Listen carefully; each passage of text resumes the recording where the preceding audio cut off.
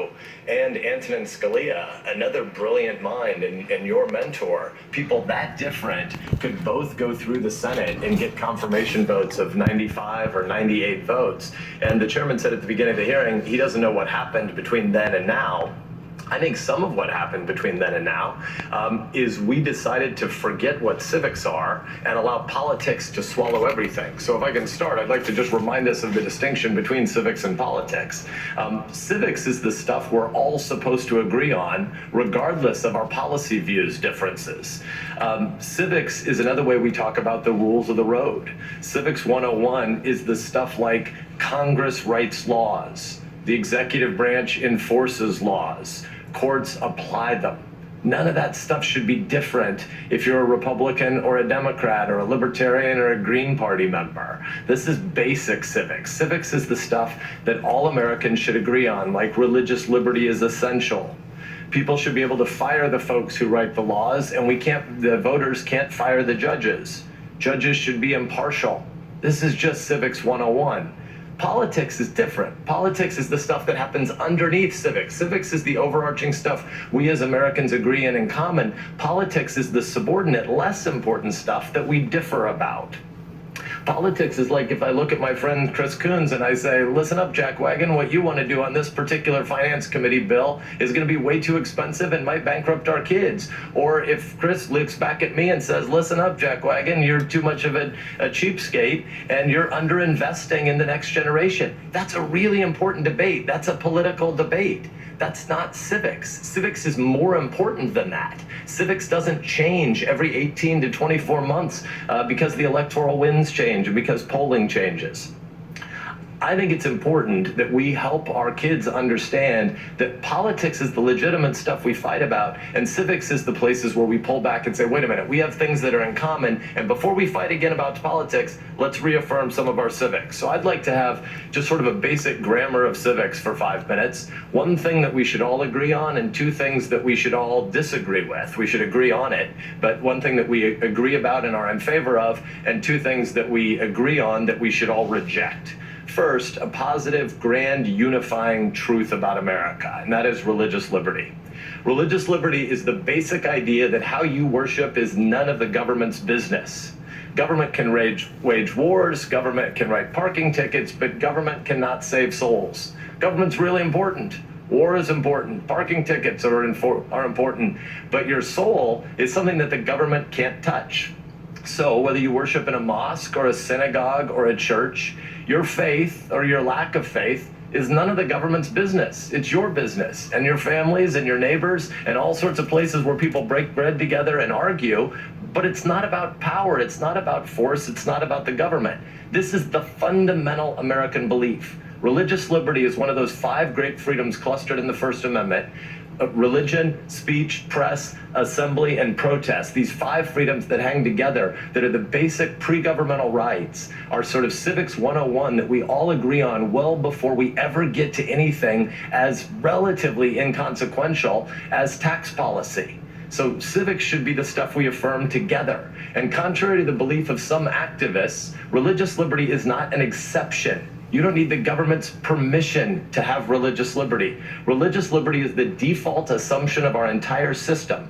And because religious liberty is the fundamental 101 rule in American life, we don't have religious tests.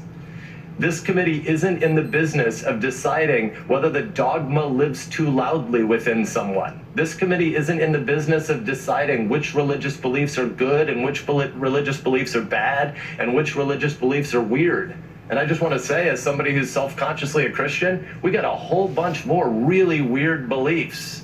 Forgiveness of sins, the virgin birth, resurrection from the dead, eternal life. There are a whole bunch of really, really crazy ideas that are a lot weirder than some Catholic moms giving each other advice about parenting. And yet there are places where this committee has acted like it's the job of the committee to delve into people's religious communities. That's nuts. That's a violation of our basic civics. That's a violation of what all of us believe together. This is not a Republican idea. It is not a Democrat idea. It's a Democrat idea and a Republican idea, but more fundamentally, it's an American idea. And the good news is, whether you think your religious beliefs might be judged wacky by someone else, It's none of the business of this committee to delve into any of that in this context, because in this committee and in this Congress and in this constitutional structure, religious liberty is the basic truth, and whatever you or I or Judge Barrett believe about God isn't any of the government's business. We can all believe in that in common. We should all reaffirm that in common, and that should be on display over the course of the next 4 days in this committee. Now, a couple of terms that all of our 8th graders should know as things we should reject in common. And again, shared rejection, not Republican versus Democrat or Democrat versus Republican, but a shared American rejection. And the first is this: judicial activism. Judicial activism is the idea that judges get to advocate for or advance policies, even though they don't have to stand for election before the voters, and even though they have lifetime tenure. Judicial activism is the really bad idea that tries to convince the American people to view the judiciary as a block of progressive votes and conservative votes, Republican justices and Democratic justices. This is the confused idea that the Supreme Court is just another arena for politics. When politicians try to demand that judicial nominees, who are supposed to be fair and impartial, when politicians try to get judicial nominees to give their views on cases or to give their views on policies, to try to get them to pre-commit to certain outcomes in future court cases, we are politicizing the courts, and that is wrong. That is a violation of our oath to the Constitution. Likewise, when politicians refuse to give answers to the pretty basic question of whether or not they want to try to change the number of justices in the court, which is what court packing actually is, when they want to try to change the outcome of what courts do in the future by trying to change the size and composition of the court, that is a bad idea that politicizes the judiciary and reduces public trust. On the other hand, depoliticizing the court looks a lot like letting courts and judges do their jobs and the Congress do our jobs. You don't like the policies in America? Great, elect different people in the House and in the Senate and in the presidency. Fire the politicians at the next election. But voters don't have the freedom to fire the judges. Therefore, we should not view judges, and we should not encourage judges or the public to view them as ultimately politicians who hide behind their robes. The antidote to judicial activism is originalism. Originalism, also known as textualism, is basically the old idea from 8th grade civics that judges don't get to make laws. Judges just apply them. An originalist comes to the court with a fundamental humility and modesty about what the job is that they're there to do. An originalist doesn't think of herself as a super legislator whose opinions will be read by angels from stone tablets in heaven. Judicial activism, on the other hand, is the bad idea that judges' black robes are just fake, and truthfully, they're wearing red or blue partisan jerseys under there. We should reject all such judges. And so today, when we have a nominee before us, we should be asking her questions that are not about trying to predetermine how certain cases will be judged. And a final term that we should be clear about, I mentioned earlier, but I think it's worth underscoring, is we should underscore what is court packing. Court packing is the idea that we should blow up our shared civics, that we should end the deliberative structure of the Senate by making it just another majoritarian body for the purposes of packing the Supreme Court. Court packing would depend on the destruction of the full debate here in the Senate, and it is a partisan suicide bombing that would end the deliberative structure of the United States Senate and make this job less interesting for all 100 of us. Not for 47 or 53, because it's hard to get to a supermajority that tries to protect the American people from 51, 49, 49, 51 swings all the time. What blowing up the filibuster would ultimately do is try to turn the Supreme Court into the ultimate super legislature. Court packing is not judicial reform, as some of you who wrote the memo over the weekend got a lot of media to bite on. Court packing is destroying the system we have now. It is not reforming the system we have now. And anybody who uses that the language that implies filling legitimate vacancies is actually just another form of court packing that's playing the American people for fools. And the American people actually want a Washington, D.C. that depoliticizes more decisions, not politicizes more decisions. So, Judge, I'm glad that you're before us. I'm looking forward to hearing your opening statement later today, and I look forward to the questioning you have to endure over the next 2 or 3 days, even though you probably look forward to it a little bit less. Congratulations and welcome. Senator Coons. Thank you, Mr. Chairman. Judge Barrett, to you and your family, welcome. Over the past weeks, I've been flooded with calls, texts, emails from Delawareans. Delawareans who are scared because they are worried about their own health, the health of a parent or child, because they don't know if it's safe for their kids to go to school, if their businesses will survive, or because they're wondering why on earth this Senate is focused on racing forward with a Supreme Court nominee, but is not willing to take a vote to provide needed relief for them and their families. It is an understandable question when we're in the midst of a devastating global pandemic in which more than 210,000 Americans have died, more than 7 million have been infected and have a new pre-existing condition, why there were just 300,000 new cases this week. And today, more than 25 million Americans are collecting unemployment. This is an ongoing national emergency, and as an exercise in civics, not politics, we in Congress should be working day and night to deliver them that relief. Instead, my colleagues are barreling forward with a confirmation hearing that's distracting from our responsibility to our constituents and threatens to further tear our nation apart. Mr. Chairman, as you know, we're just 22 days from an election. There is no precedent, despite my colleagues' lengthy and I think hypocritical lecture about the history. There is no precedent in our nation's history for confirming a Supreme Court nominee by the Senate this close to a presidential election, in which a majority of states are already voting. In fact, 6 million Americans have voted. This process flies in the face of the very rule Republicans set themselves in 2016, when they refused, as a matter of politics, not of civics, to even consider a highly qualified nominee, Judge Merrick Garland, 9 months before an election, simply because it was an election year. And Mr. Chairman, in 2018, you went a step further and said, if an opening on the Supreme Court came up in the last year of President Trump's term, you would wait until the next election and let the voters decide. So what changed? Sadly, nothing. Nothing except the fact that this time, President Trump and his allies in the Senate saw a chance in Justice Ginsburg's untimely passing to shift the balance of the Supreme Court for decades to come, and that will have consequences in the real lives of millions of Americans. Proceeding with this confirmation today is wrong.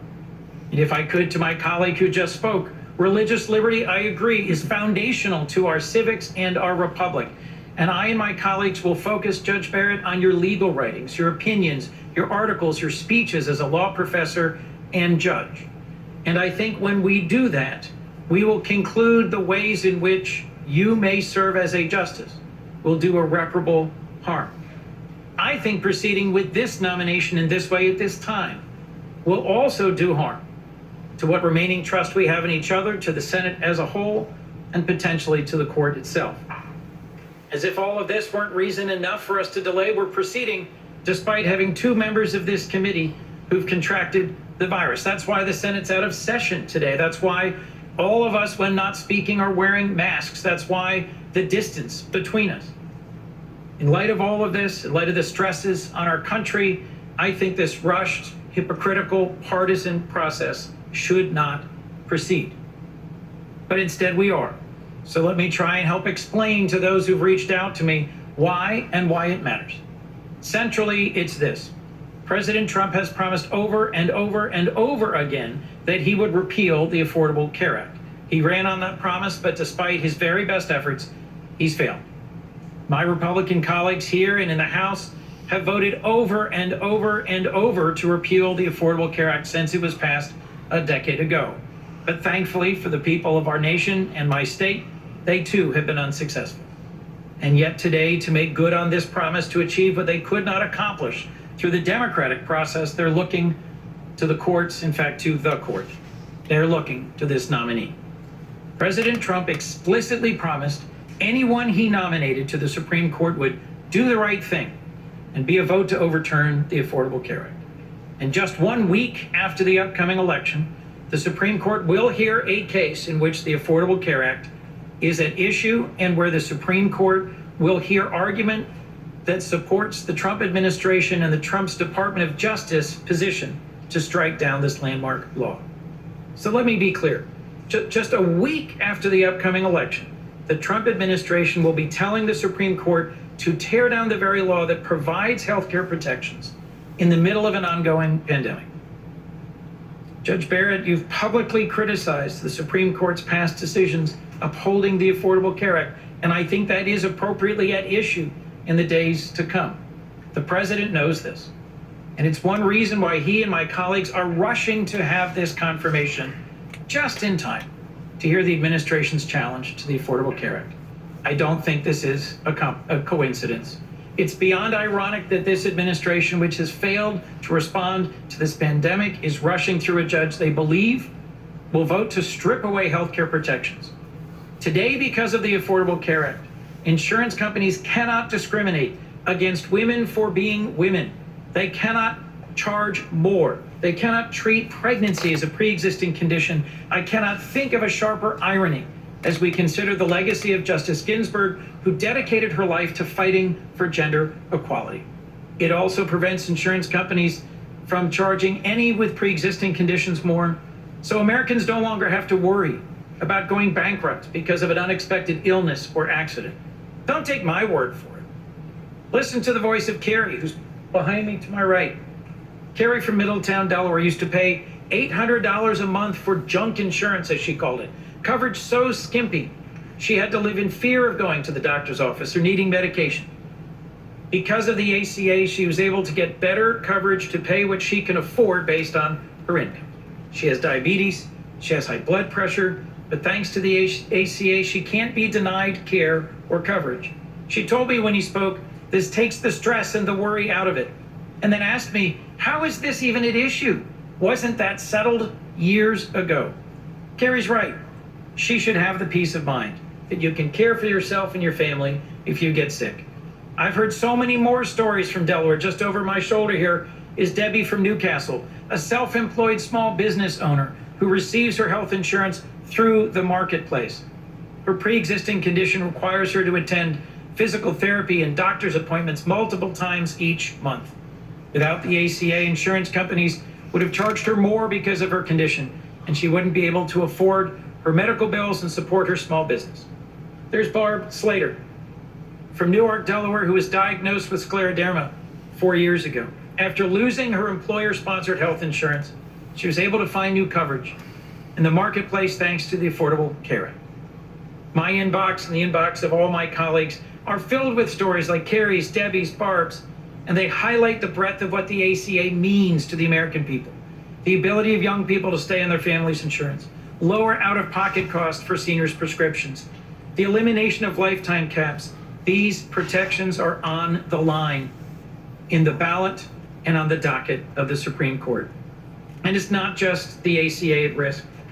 Judge, I'm deeply concerned about ways in which your approach to something that may sound abstract to folks watching stare decisis or precedent, that means your approach to reviewing and reconsidering and possibly overturning long settled cases may overturn some of the very principles for which Justice Ginsburg fought her entire adult life, principles that protect settled fundamental rights for all Americans.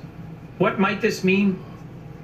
Cases like Griswold versus Connecticut that establish married couples have a right to obtain and use contraception in the privacy of their own home may be in danger of being struck down. It means cases like Roe versus Wade, which protects a woman's right to make her own critical healthcare decisions, may be on the line. And it means Obergefell versus Hodges, which made marriage equality the law of this land, could be overruled.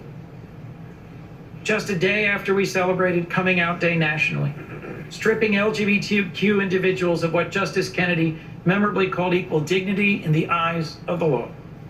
This is what I believe is at stake with this nomination.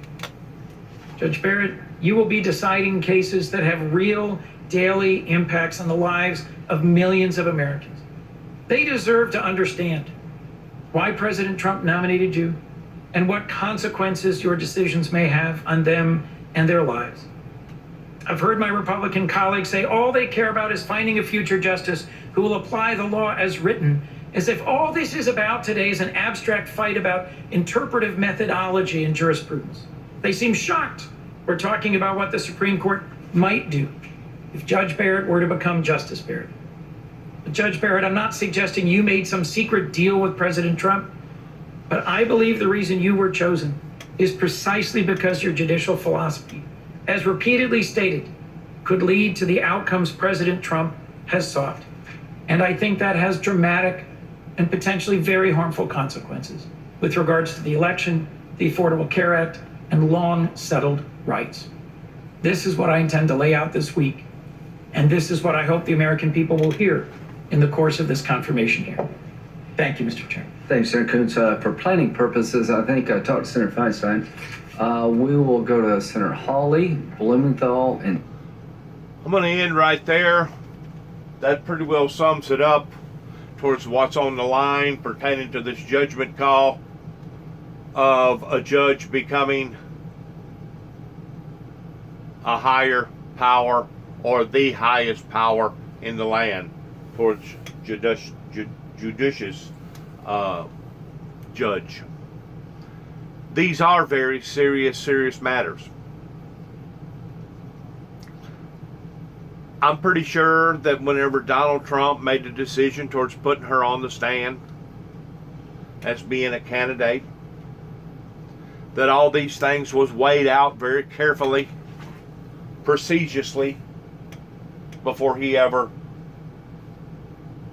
made a motion. Be it as it may, each individual has their rights in how they feel about these subjects. I can't sit here and tell you that what she believes is either right or wrong, because what she believes is what she believes, and obviously what she believes is in fact, in her eyes, the right way to believe. The same way with myself. I believe that it is wrong for a woman to have the sole right of engaging in 1, 2, 3, possibly 4 or 5 abortions in a year simply because she slept with the wrong boyfriend at the wrong time. You keep in mind that abortions was solely put in place for women's health or the baby's health that was in danger, that possibly you could save the life of one or the other by doing this. It was also put in place for incest. It was also put in place in case of rape. It was put in place because of a dire emergency, not because of somebody's casual choice towards whether or not we want to have this baby because it belongs to John Doe versus we want to have this baby or we don't want to have this baby because it belongs to whoever. The man, the boyfriend, the lover, the husband, the soulmate should have some pull in how that the mother makes a decision of aborting or not aborting that child, based around practicality, based around commitment, and based around morals. We understand that mistakes happen every day. Good people make bad choices every day.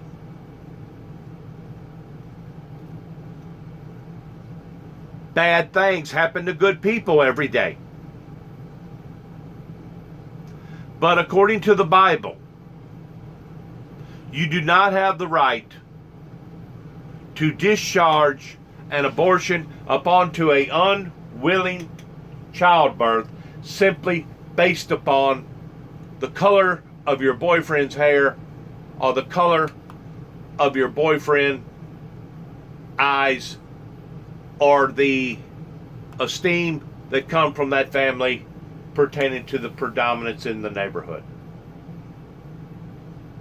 You do not have the right to exceed other people's rights simply because it is now in your body. It is now incubated within your rights, within your domain. If we are going to give mothers, all mothers, the green light in doing this, then we ourselves are going to abolish some of our own laws that is based around death, destruction, murder, and killings. Which we all know that there's a difference between someone who perpetrated a murder versus somebody that run over somebody accidentally and killed somebody on a bicycle. We all know the difference between the two. One was premeditated while the other was accidental. One was gross negligence while the other one was premeditated.